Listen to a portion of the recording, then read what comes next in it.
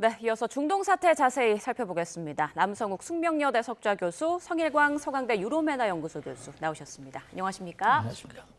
자, 종전이냐 확전이냐 기로에 서 있는 상황인데 어떻습니까, 교수님? 지금 협상 잘 이루어지고 있습니까? 협상은 트럼프 대통령은 계속해서 협상이 잘 되고 있다.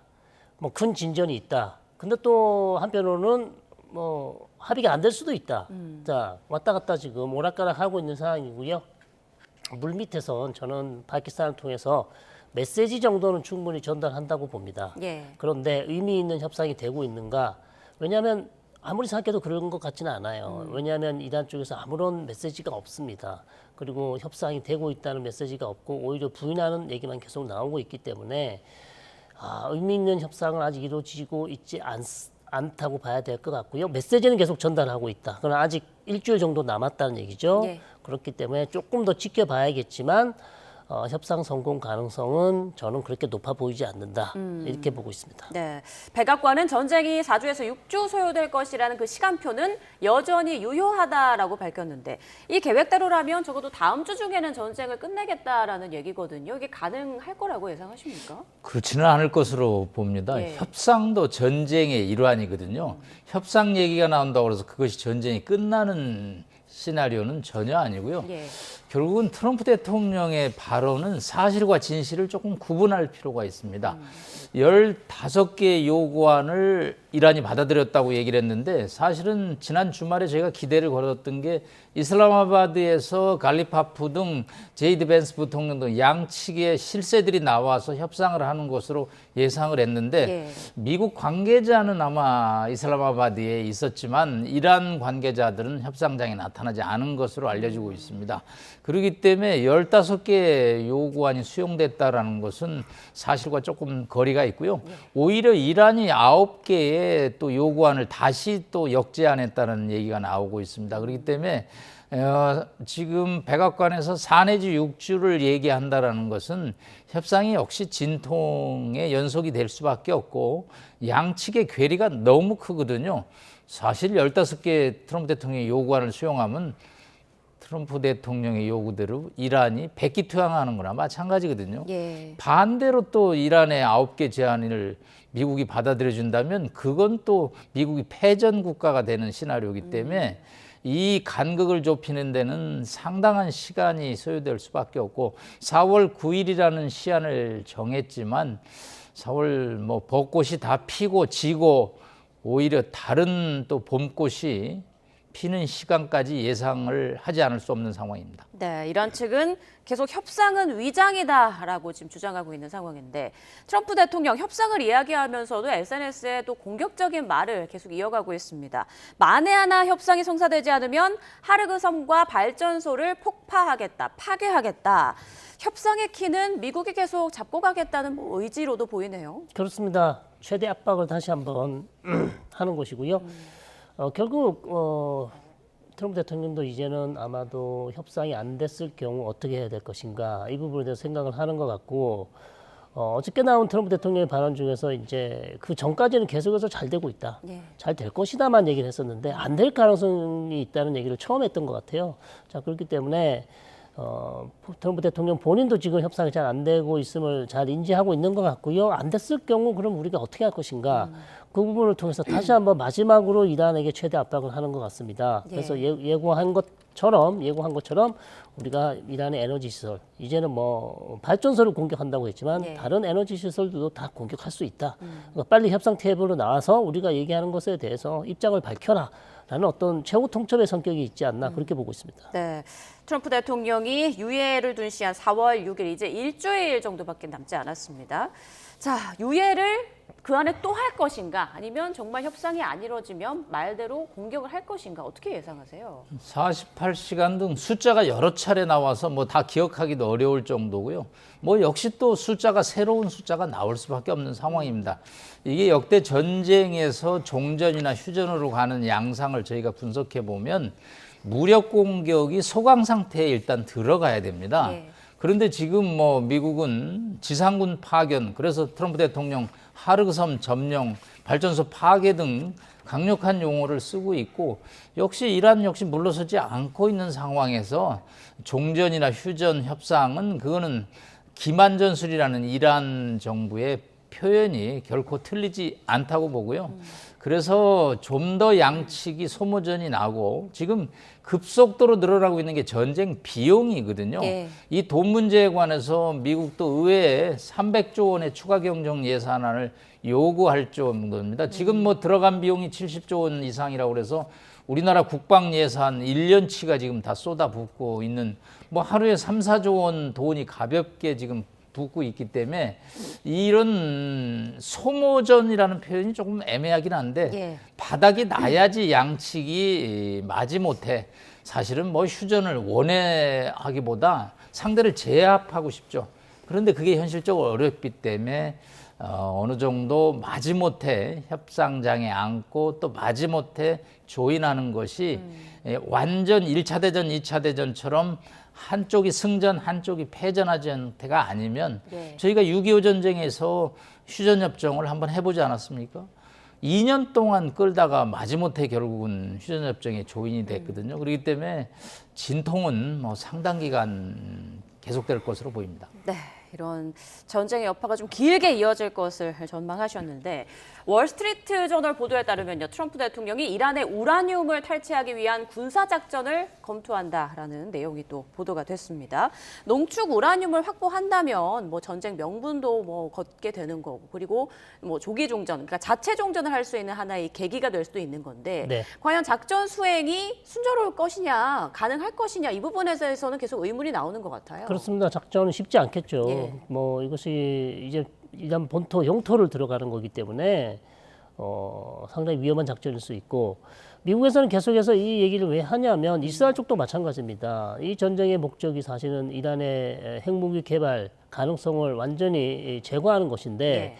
자, 그럼 440 혹은 뭐 450kg에 그다음에 60% 이상 농축된 이 우라늄을 제거하지 못하고 전쟁을 휴전한다면 사실상 이란은 얼마든지 이 고농축 우라늄을 가지고 90%까지 농축을 할 수 있고요.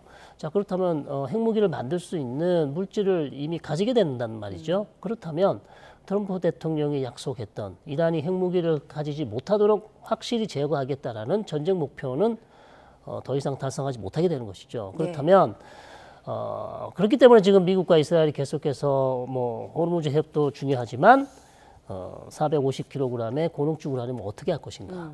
그럼 가장 확실한 방법은 미군이 들어가서 탈취하는 것이고요. 두 번째 방법은 이것을 러시아나 다른 제3국으로 이란이 반출할 수 있는 것이죠. 근데 뭐 최근 악시오스 뉴스 보도를 보셨다면 러시아 측에서 푸틴 대통령이 제안을 했다고 했는데 우리가 이란의 450kg을 받을 수 있다.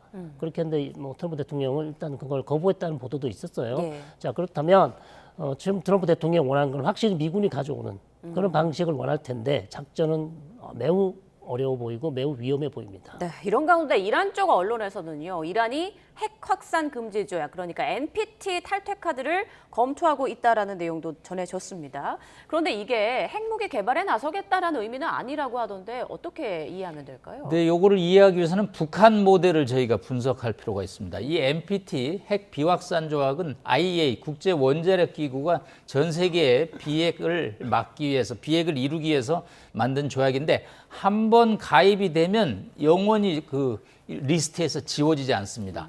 사실은 북한이 탈퇴를 했거든요. 가입했다. 그렇지만 그거는 인정이 안 되고 계속 제재를 받고 있습니다. 네. 사실은 과거 인도, 파키스탄이 왜 제재를 받지 않았냐면 IAEA 국제 원자력 기구가 제시한 이 NPT에 가입한 적이 없거든요.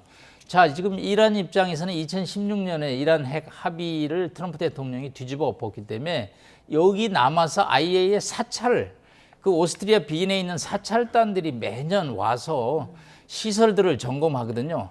핵을 개발하고 있는지 아닌지, 연구용으로만 쓰고 있는지, 발전용으로만 쓰고 있는지, 이제 그런 통제를 받지 않겠다라는 거죠. 자신들이 여기에 남아있을 의미가 없다라는 얘기죠. 그러면 사실은 외부에서 이란이 진짜 핵을 개발하는 건지 아니면 발전소 연구용으로 지금 핵을 만지고 있는 건지 이 사찰이 굉장히 강합니다. 네. 2000년에 한국도 대전 원자력연구소에서 이 농축을 실험실에서 하다가 이게 알려져서 발칵 뒤집혔습니다. 그래서 매년 국제 원자력 기구에서 감시단이 올 정도인데 이제 이란 입장에서는 통제를 받지 않겠다는 거죠. 그것이 뭐 꼭 바로 핵 개발을 하겠다라는 의미는 아니지만 국제사회에 던지는 메시지는 매우 강하다고 볼 수 있겠습니다. 네. 앞서 남 교수님께서 쌓여만 가는 전쟁 비용에 대해서 잠깐 짚어주셨는데 오늘 백악관 브리핑에서는 이런 얘기가 나왔습니다.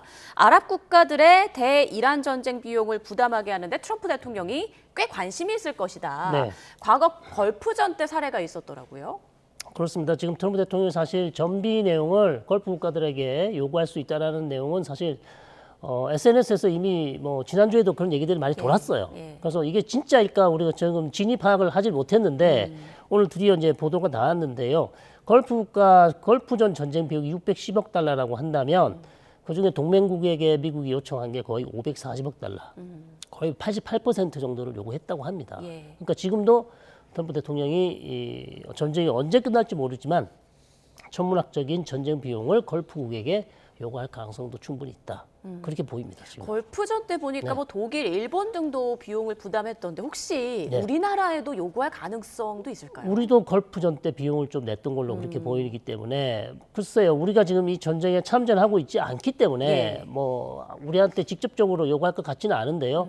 앞으로 또 전쟁 상황이 어떻게 될지를 보면서 예. 또 우리가 지금 군함 파견을 또 요청하고 있기 때문에 이 부분에 또 결정에 따라서 아마 결론이 날 것 같습니다. 그런데 그 사실 아랍국들과 상의 없이 미국이 이란을 공격했고 또 네. 이란의 보복 공격으로 주변국들이 굉장한 또 피해를 입지 않았습니까? 그렇죠. 과연 그 걸프 국가들, 동맹국들이 이 명세서를 순순히 받아들일 것인가? 이 부분도 그렇죠. 의문이네요. 쉽지 않죠. 오히려 지금 걸프 국가들은 너무나 큰 피해를 입었고 그리고 사실 걸프 국가들은 전쟁을 하고 싶지 않았겠죠. 트럼프 대통령을 말렸을 수도 있습니다. 충분히. 본인이 직접 결정해서 전쟁을 했는데 우리는 더 피해를 입었는데 그 전쟁에 대해서 다시 전쟁 비용을 우리 보고 내라고 한다면 걸프 국가들이 뭐 쉽게 내지는 않겠지만 예. 그리고 걸프 국가들은 또 미국과의 특수 관계가 있고요.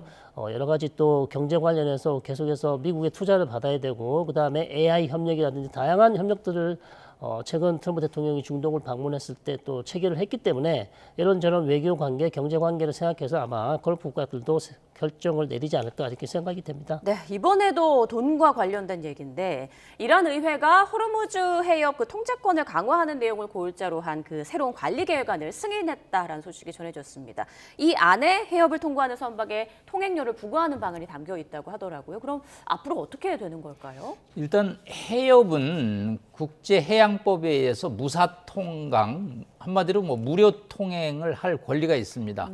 그렇지만 이게 또 예외가 있습니다. 일부 국가, 싱가포르, 인도네시아 등 이 해상 국가들은 만약에 선박이 가다가 사고가 났으면 원유는 제거를 해야 되죠. 그런 안전 일종의 비용으로 톤당 뭐 6달러에서 7달러를 받고 있습니다. 네. 한편으로 또 이 해협 말고 운하는 이거는 공식적으로 지금 돈을 받고 있습니다. 왜냐하면 운하를 건설한 국가의 비용을 보전하기 위해서. 그래서 수에즈 운하는 지금 한 6억 정도의 통행료를 지금 내는 것으로 알려지고 있습니다. 뭐 파나마 운하도 역시 마찬가지고요. 일단 이 호르무즈 해협에 대한 통항료는 이란의 아주 오랜 수건이었습니다. 사실은 뭐 2013년에도 이 카드를 한번 꺼냈다가 이제 뒤로 물러섰죠. 이란 입장에서는 이게 아주 생명선이고 본인이 이 해협을 쥐고 있는 큰 메리트가 되는 거죠. 그래서 사실은 이란이 제시한 5개 항, 9개 항에도 호르무즈에 대한 자연적이고 법적인 권리를 주장하고 있다. 그러면 자기 바다를 통과하는 데 대해서 돈을 받을 수 있는 권리가 생기는데 저는 뭐 30억, 200만 달러를 얘기했지만 예. 그거보다는 상당히 낮아집니다. 지금 트럼프 대통령이 뭐 20척의 배가 나가고 7척이 사우디 배 이런 국가들의 지금 뉴스가 나오고 있는데 이게 이제 이슬람 시아파 가까운 나라들이 해당이 될 것 같습니다. 저는 뭐 지금 돈에 관한 뉴스는 나오지 않고 있는데 아마 돈을 일부 지불을 아마 이란에게 하지 않았을까. 왜냐하면 그 국가들 입장에서도 조금의 소액을 주고 빠져나오는 게 지금 강한 이득을 갖고 올 수 있기 때문에 이 호르무즈 해협에 대한 돈 문제는 종전 이후에도 이 휴전이 어떻게 끝나느냐에 따라서 미국 입장이 반영되면 전혀 무사통항이 되지만 예. 이란 입장이 반영된다면 뭐 300만 달러의 100분의 1 정도를 요구했을 때, $10,000를 요구했을 때 이거 환경 보전 비용이다. 사고 났을 때 이 관리 비용이다라고 하면 뭐 그것이 그렇게 불합리하고 무리하다라는 또 얘기를 하기는 또 어렵다고 볼 수 있겠습니다. 네, 혹시라도 트럼프 대통령과 이란이 우리 함께 통행료 나눠 갖자라고 합의할 가능성도 있을까요? 네, 뭐 그럴 비즈니스 거래를 상상하기는 어렵지만 전혀 또 가능성이 없다고 말할 수도 없고요. 지금 트럼프 대통령은 이번 전쟁을 통해서 돈 얘기를 계속 해내고 그렇죠. 있고 뉴스를 발표하는 것도 증권시장 개장 직전 또 폐장 직전 함으로써 본인들이 뭐 어떤 종류의 경제적 이득을 얻는지는 지금 분석 중이지만 전쟁에 벌써 걸프 국가의 부담 비용 얘기가 나온다라는 것은 이 전쟁에서 지금 추가 예산 이런 문제를 다 보전받겠다라는 얘기인데 글쎄 지금 뭐 동맹들의 참전 요구도 수용이 안 되는데 돈 문제가 과연 트럼프 대통령의 의도대로 될지는 미지수라고 볼 수 있겠습니다. 네, 지금 호르무즈 해협 봉쇄로 인해서 우리나라를 포함해서 전 세계가 물류나 또 유류 공급에 차질을 빚으면서 허덕이고 있는데 이란의 상황은 전혀 다르다는 분석이 나왔습니다. 네. 석유 판매 수익이 2배가 됐다고 하더라고요. 그렇습니다. 이란은 이제 일단 다른 걸프 국가들이 사실상 원유 수출을 거의 못 하고 있기 때문에 비교해서 이란이 상당히 지금 돋보이는 것이고요. 석유 화학 제품까지 포함해서 한 240에서 80만 배럴을 지금 수출을 하고 있는데 그 중에서 원유만 한 150에서 180만 배럴을 지금 수출을 하고 있다고 합니다. 그렇기 때문에 거기에서 말씀해 주신 대로 전쟁 이전보다 2배의 수익을 내고 있다고 하네요. 그래서 오히려 이란 선박들은 계속해서 수출을 하고 있는 그런 상황이에요. 예. 자, 그런 것은 트럼프 대통령은 또 유가를 잡기 위해서 이걸 또 그대로 놔두고 있잖아요. 자, 그러면서 이란은 오히려 전쟁 전보다 더 많은 수익을 내고 있어서 이거 뭐 전쟁은 계속되고 있고 이란 수입은 더 많아지고 그럼 이 돈으로 또 전쟁 더 하는 거 아닌가? 예. 이제 이런 우려를 할 수밖에 없죠. 지금 우리 일상생활에 이 부분이 영향을 미치고 있기 때문에 좀 짚어봐야겠는데 후티 반군이 전쟁에 뛰어들면서 홍해 입구까지 막힐 가능성이 제기되고 있잖아요. 막히게 될 가능성 그리고 막히게 된다면 어떻게 되는 건지 좀 짚어주세요. 막히게 될 가능성은 일단 이란 측의 얘기를 들어보면 예. 미국이 군사 작전을 시작한다. 특히 하르브 섬과 호르무즈 섬을 점령하려는 작전이 시작됐을 경우 이란이 쓸 수 있는 카드 중에 하나가 지금 후티를 이용해서 바벨 만뎁 해협을 홍해로 들어가는 입구를 닫아버리겠다. 이거 닫는다는 얘기는 뭐 물리적으로 닫는 게 아니고요. 지나가는 선박을 한 2개만 공격을 해도 그렇죠. 다른 선박들은 이제 겁이 나서 못 가는 안전 상황 때문에 못 가는 상황이 될 수 있죠. 그래서 그것을 얘기를 하고 있는데 아직 후티가 지금 그렇게 하겠다고 선언하지는 않았어요. 그리고 미국이 아직 군사 작전을 시작하지 않았기 때문에 그러나 충분히 예상을 할 수 있을 것 같습니다. 왜냐하면 후티가 한 달 동안 아무것도 안 하고 있다가 갑자기 지금 며칠 전에 이스라엘 쪽으로 탄도미사일을 쏘면서 지금 이 전쟁에 참전을 하게 됐단 말이에요. 자, 그렇다면 그건 이란의 압박이 아니면 그럴 이유가 하나도 없단 말입니다. 예. 그럼 이란이 그러면 왜 갑자기 후티를 끌어들였을까요? 가장 결정적인 순간에 후티의 도움을 받기를 원한단 말이죠. 그렇다면 바벨 만뎁 홍해를 봉쇄할 가능성이 있고 이것을 막는다면 결국 호르무즈 해협과 홍해 2개가 다 막히는 것이고 특히 아시아에서 유럽으로 가는 중요한 항로가 봉쇄되는 겁니다. 그러니까 수에즈 운하를 통과할 수 없게 됨으로써 아프리카를 지나가야 되는 그래서 뭐 기간은 10일에서 15일, 2주가 걸리고 비용은 더 많이 드는 그래서 상당히 경제적으로 더 어려워질 수밖에 없는 그런 상황입니다. 네, 스콧 벤서트 미 국무장관은 재무장관은 후티 반군이 홍해를 봉쇄할 가능성은 낮다라고 지금 밝혔는데 앞으로 이 부분을 계속 좀 상황을 봐야 될 것 같고요. 자, 이란이 지난 이스라엘의 공격으로 사망한 탕시리죠. 해군 사령관, 이슬람 혁명수비대전 해군 사령관의 사망을 뒤늦게 확인했습니다. 그러면서 한 영상을 공개했는데 탕시리 사령관이 생전 호르무즈 그 봉쇄 명령을 내리는 영상을 공개했더라고요. 이 이유는 뭘까요? 일단은 순교 서사 메시지를 만들고 있는 것 같습니다. 어차피 뭐 사망을 했는데 이걸 가지고 영웅적인 행동으로 묘사하면서 이란에 지금 징집을 막 하고 있거든요. 젊은이들을. 예. 그럴 때 이 탕시리 해군 사령관의 사망을 통해서 더 저항 의지를 갖다 결집시키고 또 여기에 또 모즈타파까지 등장을 시킴으로써 예. 이란이 결코 어떤 군 지휘관 한 명의 사망으로 굴복하지 않는다라는 그럼으로써 대결사항전 의지를 종교적 측면에서 서사를 만들어내고 있기 때문에 이 쪽지게처럼 핀셋으로 이렇게 저격을 하고 암살을 하는 이스라엘 작전이 과연 효능이 있는지, 물론 뭐 상당한 타격은 되지만 저것으로 인해서 또 이란 내부에서 새로운 젊은 친구들을 군대로 끌어내는 그런 서사가 있기 때문에 양면은 있고요. 일단 이란 정부 입장에서는 순교의 어떤 의지를 국민들에게 불어넣는 데 지금 주력하고 있는 것으로 보입니다. 네, 말씀하신 대로 이번 사령관 죽음과 관련해서 모즈타바도 메시지를 냈습니다. 탕시리의 순교는 과거보다 더욱 강력하고 확고하게 이란의 해양 지배력과 저항의 길을 계속 걸어갈 수 있도록 하기 위한 것이다. 자, 이 전에 모즈타바가 이라크 내 시아파 최고 지도자를 언급하는 메시지도 냈는데 그 인물이 알리 알 시스타니. 네. 어떤 사람인가요? 시아파 이슬람 지도자 중에 예. 그냥 지구상에 가장 강력한 영향력이 있는 예. 이란의 어떤 지도자보다도 가장 영향력이 있는 사람이 알리 알 시스탄이고요. 지금 이라크에 있는 사람이고 이분이 이제 특별한 얘기를 했었죠. 결국 알리 하미네이를 미국이 암살하면 모든 시아파들에게 지하들을 선포하겠다. 그렇게 경고를 했습니다만 예. 결국 뭐 이스라엘이 암살을 했습니다. 그래서 시아파 연대를 주장했던 분이고 이 사람은 이제 그랜드 아야톨라입니다. 아야톨라보다 더 큰 그러니까 시아파 이슬람 학자 중에서 가장 뛰어난 학자예요. 그렇기 때문에 이 사람을 능가할 수 있는 사람은 거의 없다. 그렇게 보시면 되겠고 특히 이분이 이라크 민족주의를 주장했고 예. 외세를 배격했습니다. 그렇게 얘기를 했었고 가장 중요한 거는 이란은 보통 우리가 신정 정치라고 하잖아요. 그러니까 최고 지도자가 이슬람 학자지 않습니까? 이 사람 그런 아이디어에 대해서 반대를 했어요. 이슬람 학자는 정치를 하면 안 된다. 그렇기 때문에 오히려 그냥 종교인으로 남아야 되지 왜 종교인이 정치를 하냐. 그래서 정치적 노선은 이란이 지금 추구하고 있는 신전 정치와는 완전히 반대에 있는 사람이죠. 예. 그렇기 때문에 그러나 시아파에서 가장 존경받는 정치인이다. 그렇게 말씀드릴 수 있겠습니다. 그렇군요.